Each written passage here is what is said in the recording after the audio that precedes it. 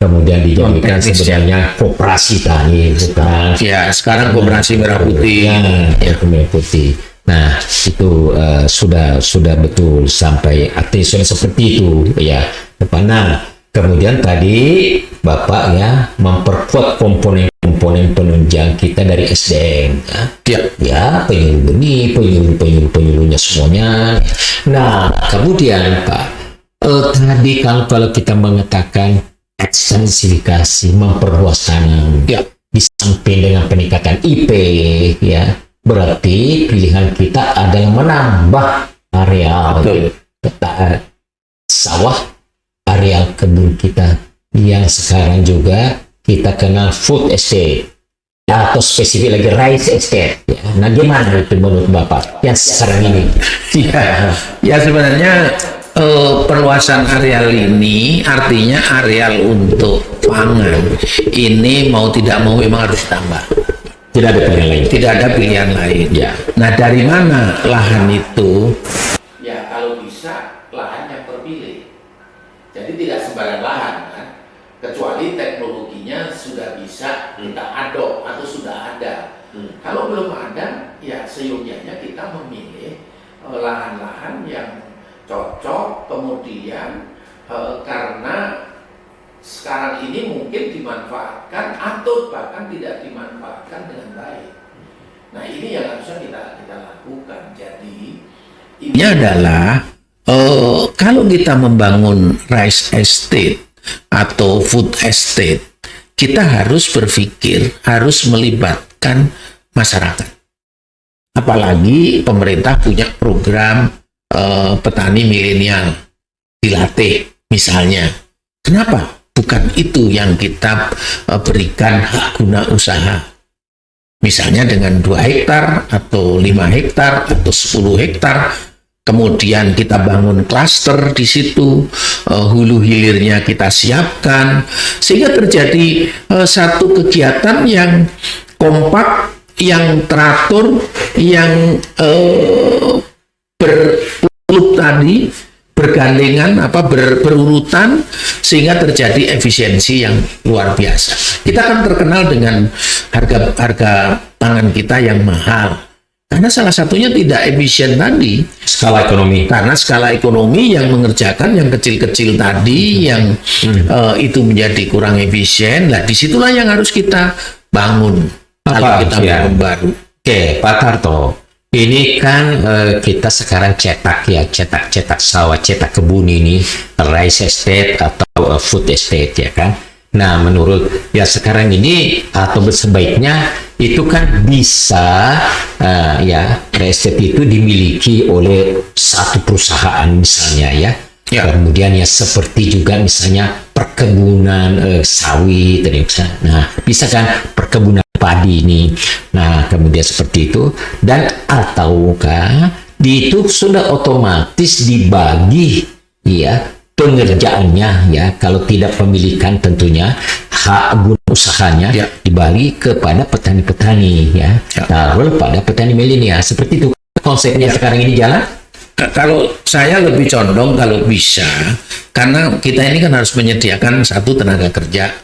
Yang kedua, petani milenial ini kan supaya tertarik. Yang ketiga, kita tahu generasi petani kita itu kan sudah sebagian besar tua-tua, harus digantikan. Nah, bagaimana caranya menarik? Pasti teknologinya. Yang kedua, dia juga pasti diberikan confidence di dalam bertani kan. Kalau dia hanya sebagai buruh, saya pikir dia tidak akan jadi sesuatu yang positif. Nah, disitulah kita tanggung jawab kita untuk membangun, katakanlah ya tadi itu, saya lebih condong menyarankan ya tadi itu, bukan korporasi yang menguasai, karena kita rakyat kita ini kan banyak dan kita perlu makan, perlu pangan yang luas. Nah, itulah kalau saya selalu berpikir dari beberapa tahun yang lalu, apalagi sejak jadi dirjen ya, saya selalu berpikir bagaimana kemungkinan hak guna usaha ini juga diberikan kepada petani-petani milenial, tidak hanya kepada pemodal-pemodal yang punya modal besar. Karena kalau yang punya modal besar lebih gampang kan. Nah, jadi dia punya apa ya, kebanggaan nanti sebagai petani, betul-betul petani. Jadi ya dengan bentangan yang begitu besar itu dibagi ya kepada petani-petani ya, terutama petani milenial ya kan ya, yang biasanya dulu dikombinasi dengan kalau dulu transmigrasi kan. Nah, kemudian seperti itu. Baik. Jadi itu kalau dari segi ekstensifikasi. Kemudian spesifiknya lagi ya tadi sumber daya manusia kita, SDM kita yang harus, karena pembangunan pertanian harus berteknologi, berarti SDM kita juga justru yang harus mengawal atau mengawaki teknologi itu. Nah, kaitannya dengan anak muda, bisa petani milenial bisa lagi ditambahkan bagaimana sebaiknya petani milenial ini kita munculkan di samping tadi seperti itu.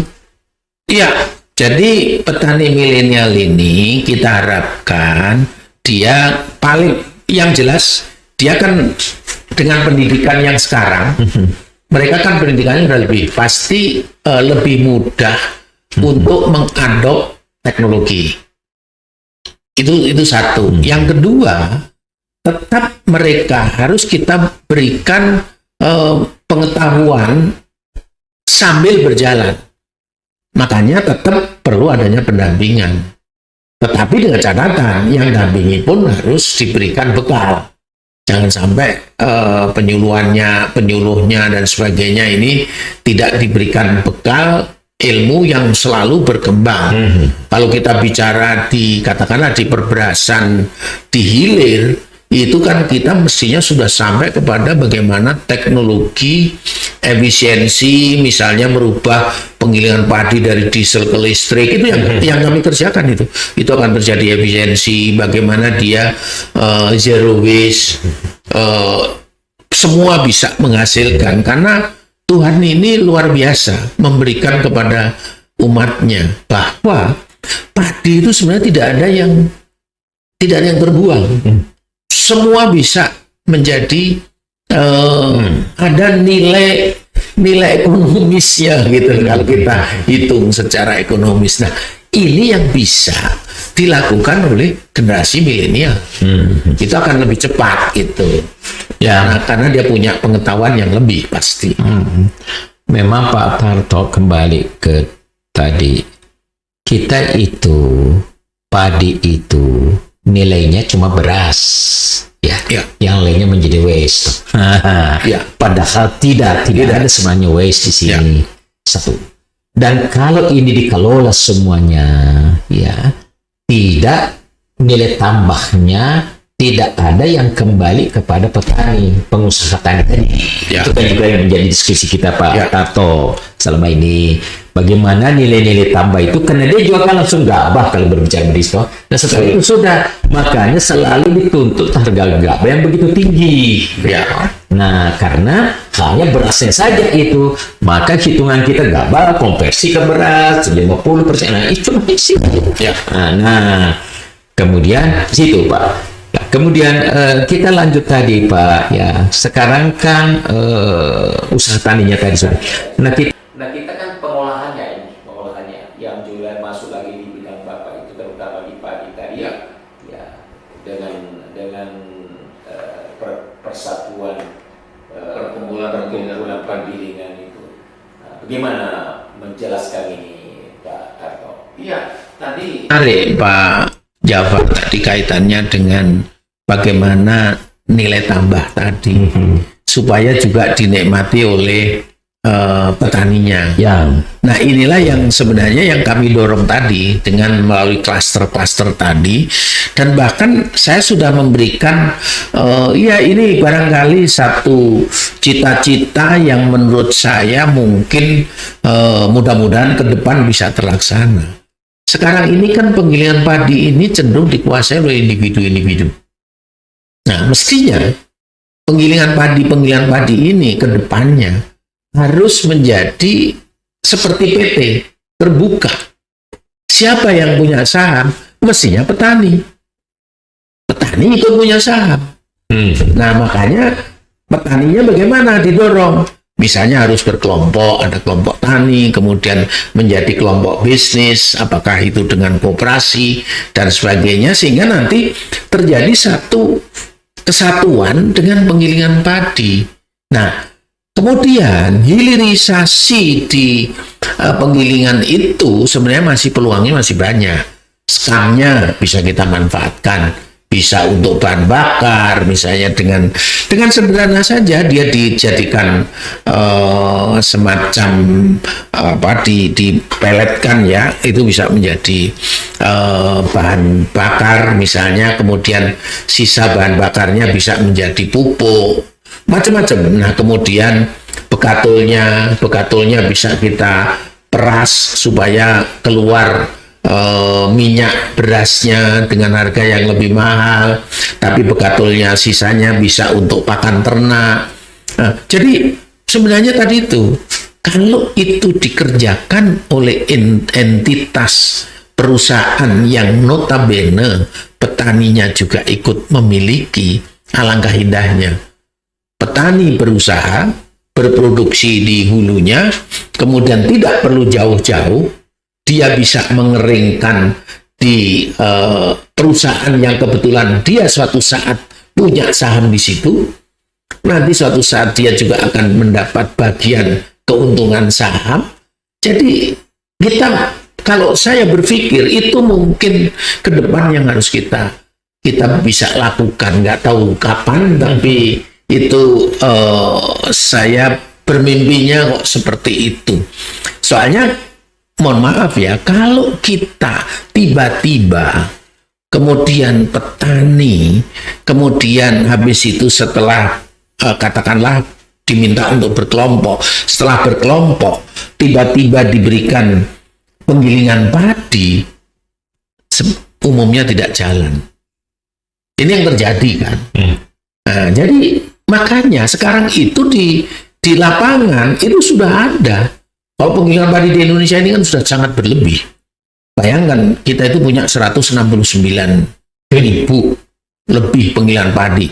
Mungkin sekarang sudah sebagian sudah mulai ada yang mati selamanya, tapi juga ada yang hanya bekerja 3 bulan atau kurang 3 bulan, ada yang bekerja hanya melayani tetangganya, ada juga yang bekerja kurang dari 6 bulan, tapi bahkan juga ada yang lebih dari 6 bulan. Ini kenyataan di lapangan, karena gabah yang tersedia ini jauh di bawah kapasitas potensi penggilingan. Nah, jadi kalau kita menambah penggilingan padi itu tidak menyelesaikan masalah, tetapi merevitalisasi yang ada, kemudian ke depannya ini menjadi milik bersama antara petani dengan penggilingan padi, itu sistem saham. Misalnya kan bisa melalui kooperasinya petani. Itu kan penggilingan kan selalu kita diskusikan Engelbert itu. Ya. Bagaimana penyesuaiannya bisa kita rubah sehingga hasilnya kan ya Lebih baik. ya lebih baik. Nah, bagaimana kalau kualitas memang padinya bagus, maka kita kan selalu mengharapkan rendemennya tinggi kan ya. Ya. Baik. Nah, Pak Tarto ini kembali sudah tadi kan sudah kita di usaha taninya yang dilakukan oleh petani-petani, terus di pengolahan ya ditambah di pengolahannya, mungkin juga tambah dengan perdagangannya. Nah, sekarang pengolahannya, sekarang kita pindah ke perdagangannya kan, bisnisnya. Nah, kemudian kebetulan kan Pak Tarto pernah pegang Bulog. Bagaimana sih sesungguhnya Bulog itu Pak Tarto ya bekerja? Ya, ya memang Bulog ini sampai hari ini kan masih berstatus Perum setelah 98. Itu memang sering-sering banyak hal yang nampaknya tidak membuat pergerakan atau gerakan Bulog ini tidak menjadi bisa lincah, Fleksibel. tidak bisa fleksibel. Sering-sering banyak peraturan-peraturan yang bisa justru membelenggu untuk gerakan-gerakan supaya dia lebih fleksibel di dalam pangan kita, mengurus pangan dan juga mengurus perberasan khususnya. Nah, sekalipun demikian, tentunya kita harus, siapapun yang ada di situ harus menyesuaikan kan, dengan situasi seperti itu. Nah, sebelum ada perubahan-perubahan, ini kan konsepnya akan dirubah menjadi satu badan sendiri yang bisa lebih fleksibel. Saya kira ini akan jauh lebih baik. Tapi sebelum ke sana, tentunya kita sepakati bahwa pemerintah ini memang perlu instrumen, perlu alat, perlu ada yang melakukannya di dalam menjaga stabilisasi pangan. Stabilisasi pangan itu ya mulai pasokan sampai kepada bagaimana menjaga harga. Kan seperti itu. Nah, satu-satunya yang harus kita, salah satunya, karena sekarang kan ada ID Food juga ada, kemudian mungkin di daerah ada BUMD. Nah, seyogianya memang Bulog ini betul-betul harus kita perankan sebagai, kalau istilah saya itu penyeimbang. Kita jangan monopoli. Kalau kita monopoli juga salah. Pelaku usaha kan juga harus diberikan kehidupan kan. Bahkan kita tahu Pak Jafar, di Indonesia itu lebih dari 85% itu kalau namanya beras, yang mengedarkan kan pengusaha-pengusaha beras atau penggilingan padi. Kan begitu kan? Besar sekali. Bulog itu paling maksimum 15%. Nah, itu pun sudah tinggi, dan ya antara 8 sampai 15. Itu pun kalau dia bisa, tentunya ada hal-hal yang harus dilakukan. Saya selalu mengatakan dia harus mampu menyerap pada saat diperlukan untuk stok, karena stok itu penting. Saya selalu mengatakan stok penting. Kita tidak boleh tidak punya stok, karena ini menjadi salah satu alat. Kemudian kapan dia harus melepas, itu sebenarnya kalau kita lakukan secara jeli, itu ada pertimbangan. Satu, waktunya harus tepat. Kedua, caranya itu bagaimana, pengadaan maupun pelepasannya. Ketiga, tempat ini tergantung kapan kita melepas, di mana tempatnya itu. Nah, kemudian harganya ini juga harus betul-betul terkoreksi. Nah, kemudian jumlah ini juga penting. Berapa sebenarnya yang harus dikuasai oleh pemerintah? Terlalu banyak juga nanti akan menjadi permasalahan di belakang hari. Tetapi kalau terlalu sedikit, pasti akan ada di-challenge oleh pihak-pihak yang tidak bertanggung jawab. Jadi disinilah perlunya kita melakukan satu, dan SOP itu saya kira sudah ada, cuman kadang-kadang tadi itu karena dia Peru, nampaknya banyak yang harus ikut menangani gitu. Ini yang harusnya menjadi satu catatan penting. Ya, ya memang kan Bulog logistik ya namanya, dari sebetulnya idenya itu juga kombinasi daripada aspek ekonomi dengan juga adanya yang disebut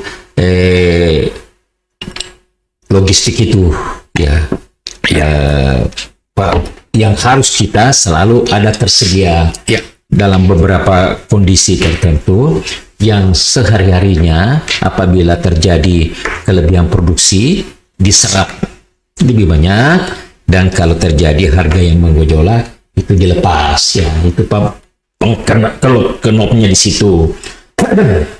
Nah, memang sebetulnya Bulog harus sungguh-sungguh diberikan ya, yang pertama organisasinya sungguh-sungguh harus fleksibel, atau organisasinya bentuknya yang betul-betul diberikan kebebasan untuk melakukan itu. Nah, kemudian Bulog itu harus mempunyai infrastruktur ya betul. Nah, kemudian yang ketiga yang memang tidak bisa dijadikan bahwa dia juga harus memberi keuntungan, ya itu tidak berat gitu. Nah, oleh karena itu harapannya sebenarnya bahwa Bulog akan diberikan seperti kemerdekaan yang penuh untuk fleksibel dan diberikan target menyerap beras, menyerap. Nah, tentu tantangannya juga bukan hanya beras, tentunya jagung, kedelai dan lain sebagainya. Pak Tarto, kita sudah 1 jam, hampir 1 jam. Ada close statement ya? Iya, sebagai untuk sahabat Yampi ya, kita kalau bekerja di pertanian atau kita bergerak di pertanian khususnya pangan, itu bukan berarti tidak memberikan apa-apa terhadap kehidupan kita. Paling tidak kita pasti memberikan kehidupan kepada ya masyarakat secara keseluruhan. Pasti pahalanya akan lebih besar. Yang kedua, tentunya kalau kita melakukan secara profesional dengan hitung-hitungan yang tepat, pasti bergerak di bidang pangan ini termasuk juga bisa menjanjikan untuk kehidupan yang layak. Saya kira ini bagi sahabat Yampi yang kita jangan putus asa. Dan yang terakhir tentunya harapan kami ya pemerintah harus selalu memberikan perhatian secara adil dan imbang, mulai dari ya petaninya sendiri, kemudian pelaku yang terlibat di dalam budidaya, kemudian penggilingan padinya sendiri, pengolahan, kemudian dalam rangka distribusinya, dan juga konsumen. Ini harus diberikan secara adil dan seimbang. Jadi pengaturan itu ada di situlah peranannya pemerintah. Terima kasih. Pak Tarto luar biasa. Ini tokoh kita, sahabat saya, ya junior saya, satu hari dari umur. Kita mendengarkan bagaimana mengulas tentang tentunya dengan waktu yang sebanyak ini pun masih jauh dari cukup. Mestinya kita beberapa kali lagi, nanti kita ulang lagi ya, memperdalam hal-hal khusus tadi sehingga kita bisa lebih memahami lagi ya, lebih memberikan pengertian dan lebih memberikan kearifan tentang bagaimana membangun kedaulatan pangan, bagaimana membangun swasembada pangan di Indonesia. Demikian pemirsa, dan sampai jumpa pada kesempatan yang lain. Assalamualaikum warahmatullahi wabarakatuh. Waalaikumsalam. Terima kasih. Luar biasa.